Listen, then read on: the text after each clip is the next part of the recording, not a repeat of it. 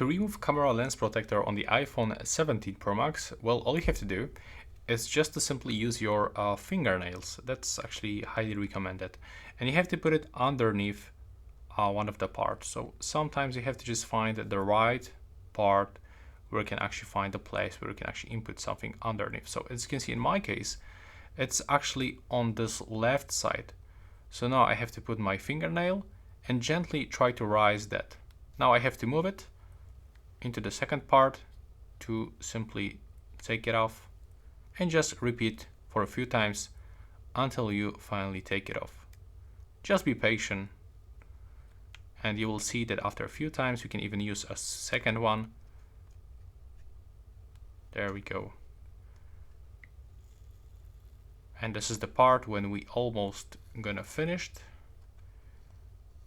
There we go. And as you can see now, it's done. And that's how you can do this. Just be patient and try for a few times.